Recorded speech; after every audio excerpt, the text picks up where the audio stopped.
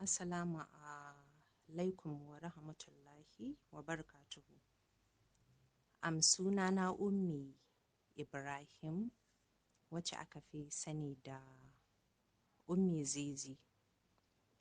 Na yi wannan voice note ɗin ne zuwa ga 'yan uwana 'yan fim, ma'ana 'yan Kannywood, domin in miƙa gaisuwa ta da kuma godiya na musamman gare ku ga ƙauna da kuka nuna min dangane da ibtila'in da ya faɗa min a wannan satin, wanda har ta kai ga raina ya ɓaci, shedan ya shiga zuciyata, na yi ikirarin zan kashe kaina.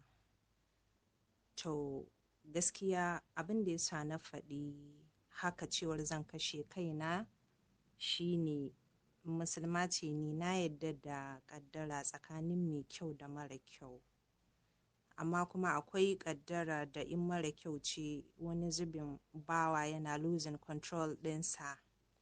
To ni a ƙaddarar da ta same ni shine akwai wani wanda muka yi business da shi, inyamuri ne a Lagos.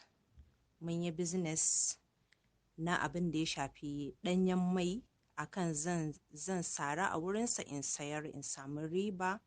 So sai na tattara kuɗina in dollars, sai na bashi su masu yawa, amma in an canza kuɗin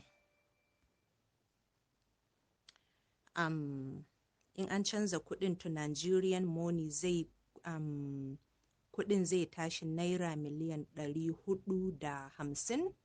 To shi yasa gaskiya da na fahimci damfara ta yayi, sai na ji kawai na yi losing control, ina so in ma kashe kaina, subhanallah. Amma dai alhamdulillah hakan bai samu ba, Allah ya kwace ni.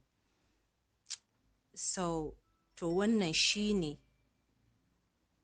dalilin da ya sa na furta kalamin cewar zan kashe kaina, wanda kuma ko da gwamna ne aka masa irin damfaran nan to dole zai girgiza ballantana ni 'yar kasuwa. Amma alhamdulillahi hankalina ya dawo jikina. ƙudurina na kisa da na ce zan wa kaina na janye shi da taimakon Allah da kuma addu'an ku masoyana 'yan Kannywood, da kuma family na da abokaina da kuma wasu daga cikin wa'inda nake business da su. Saboda haka lafiya ta ƙalau, ina nan Lagos. Dan haka da ku 'yan fim da duk wanda ya nuna alhininsa da damuwansa da ƙaunarsa zuwa gare ni, na gode muku sosai. Allah ya saka da alkhairi. Kuma har ga Allah ban san haka abokan sana'ata 'yan fim suke ƙaunata ba, sai da wannan abin ya faru da ni. Shi ne da suka kowa ya dinga nuna damuwansa, ana ta min waya da text da sauransu. So sai na yi believing kuna ƙaunata, kuma na gode da irin ƙaunan, nima kuma ina ƙaunanku. Allah Ubangiji ya bar mu tare, ya kuma haɓaka mana industry mu ta Kannywood, ya sa ta zama tana daga cikin jerin manyan industries na duniya, inda a harkan fim ne in za a yi magana ita ma a sa da ita.